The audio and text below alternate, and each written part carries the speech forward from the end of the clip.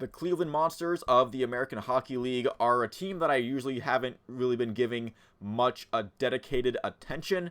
Now, I have mentioned them in passing, but it's usually just when the Blue Jackets are making some kind of roster move, well, whether they're calling somebody up or sending somebody down, or if I think they'll do one or the other on the main roster. That changes now because the Monsters have undergone some major brand changes. They are getting completely new colors, so that's going to replace the ones that kind of made it look like they were trying to tie in with the Cleveland Cavaliers for whatever reason, which I feel like I've seen a lot of Cleveland Monsters fans actually celebrating the fact that they're moving away from that tie-in attempt, which didn't really seem to work because first off, hockey and basketball are two different sports, and the AHL and the NBA are completely apart as far as echelon of league and what kind of fans root for the AHL versus the NBA. I think they're very separated, but it does seem like this is a move that is celebrated by Monsters fans out there. The main color is going to be the blue one in the logo. I'm putting the logos on the screen. You're already seeing them. This could have been in the works for a while, as the primary logo and the main color and the home jersey as well seem to be what they wore in their outdoor game that happened last season in the AHL Outdoor Classic. So this could have been something that they've been waiting to announce in the offseason. They've also revealed 3 new jerseys alongside the jersey that pretty much looks like the ones they wore on the outdoor game. Hopefully the road jerseys, well, not hopefully, we know what they look like now. The road jerseys will have some personality, which last season they just kind of looked like a bit too much like the Blue Jackets away uniforms to me, where I felt like whenever I would see highlights from Monsters games when they were away, because I'm not buying AHL TV for like $150 or even a more expensive, whatever they want, it's way too expensive for that.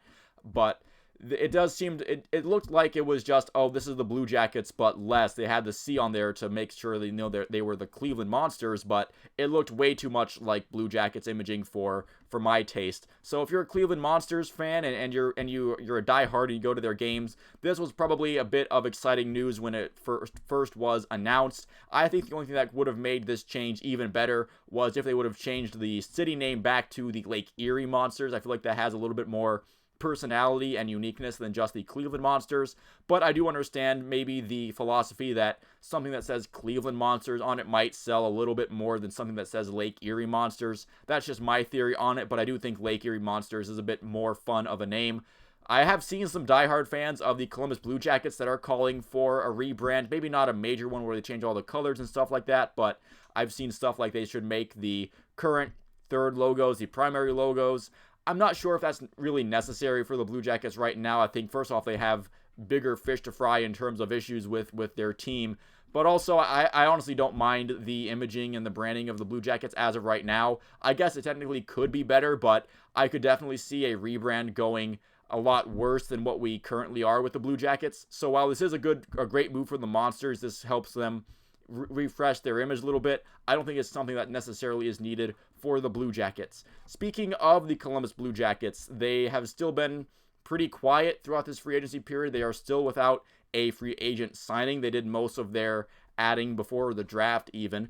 They have announced that they will be playing in Traverse City for the prospect tournament in September. No surprise there. They've been playing in that tournament for forever now, but I guess that is something they could have technically pulled out of if they wanted to, but not really a shocker that they've announced they're going to be playing in it. That'll be a good chance to see guys like Adam Fantilli, see what he can do. I'm assuming he's going to be participating in that. I'll be excited to see Jordan Dumais in a Blue Jackets uniform again. Who knows, he might make the team, but if he doesn't, he unfortunately has to spend another year in junior. And just some of the other prospects like James Malatesta, Luca Del Bel Belouz. I'm excited to see a lot of the centers, to be quite honest.